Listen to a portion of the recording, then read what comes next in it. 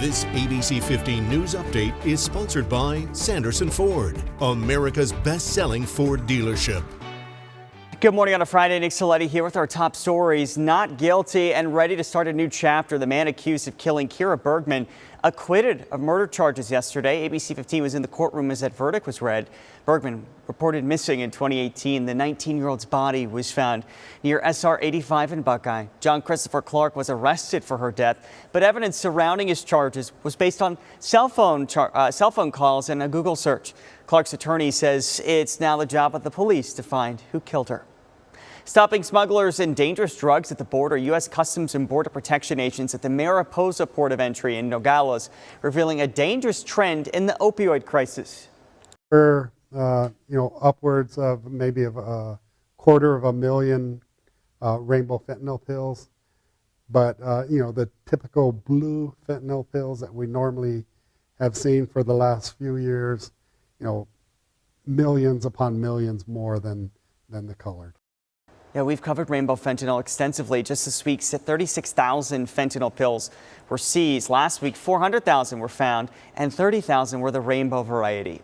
A heads up if you're planning to fly out of Sky Harbor next week. Southwest Airlines flight attendants plan to picket on Tuesday, demanding improved working conditions. They're seeking better pay and health coverage, as well as access to food and a place to rest while traveling.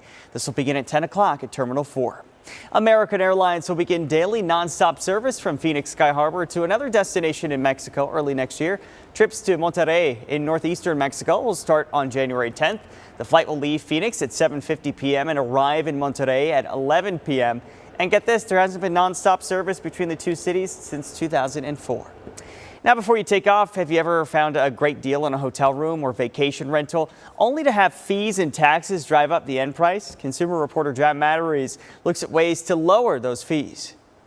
Debbie Wright loves searching for vacation cabins in the mountains. Where it says $158 a night. But she hates when she clicks and the price jumps. The fees were ridiculous. Debbie's been looking for an inexpensive cabin on her favorite rental site, Vrbo. But she says fees that don't show up until the booking page can add hundreds of dollars to the price of that rental. And the next thing you know, we're looking at $175, $200 a night. Fees are definitely the new norm when it comes to booking any vacation rental. But what exactly is it you're paying for?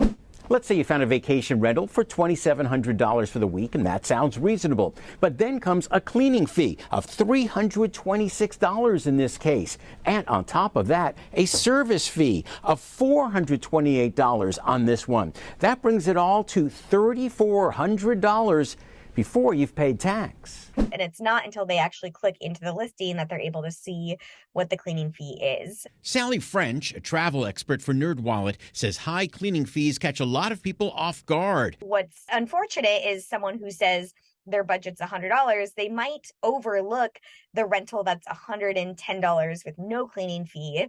She says make sure you account for fees when setting your vacation budget, or look for rentals without a cleaning fee, even if the nightly rate is higher. Also, never book a property with a high cleaning fee if you're only staying for 1 or 2 nights. A hotel might make more sense. Vrbo tells us the company is only responsible for setting the service fee, which covers the cost of secure transactions, product development, and customer service. Other fees are set by the host. Debbie says she'll never fall in love with a rental again until she sees the price after fees. It gets really, really frustrating. That way you don't waste your money. I'm John Matteries.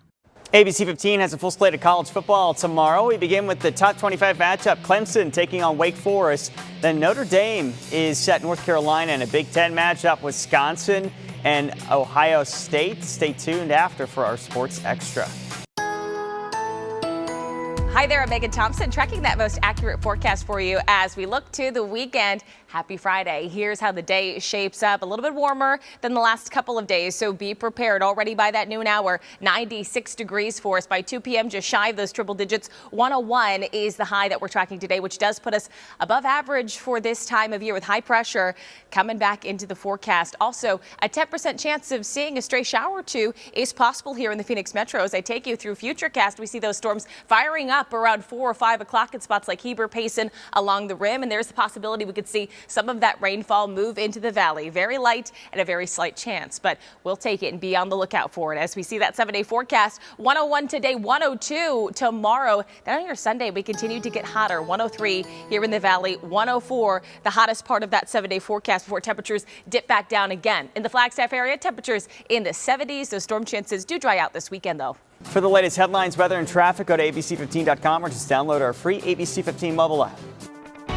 This ABC 15 News Update is sponsored by Sanderson Ford, America's best-selling Ford dealership.